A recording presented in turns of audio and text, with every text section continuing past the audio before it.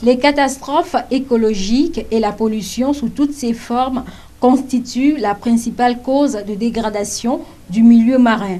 En Afrique, des mesures sont prises par les différents pays pour une meilleure protection de l'environnement marin.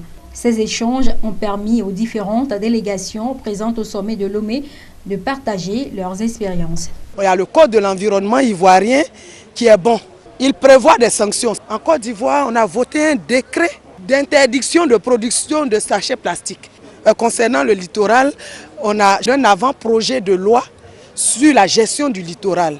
Cet avant-projet-là va veiller à ce que l'on ne fasse pas n'importe quoi sur les plages, dans les mers. Le développement de l'économie bleue est un sujet qui tient à cœur au gouvernement togolais. C'est pourquoi plusieurs actions sont menées pour lutter contre les déversements accidentels et l'érosion côtière. S'agissant de la pollution, en réalité, nous pensons au déversement des bouts de phosphate en mer. Nous avons fait des recommandations qui sont en train d'être étudiées pour qu'on puisse y apporter des solutions idoines. S'agissant des déversements, par exemple, des hydrocarbures en mer, le Togo aussi a signé à des conventions. Donc, c'est vous dire que les engagements que le Togo a pris vis-à-vis de cette thématique-là, à l'international, aujourd'hui, sont respectés.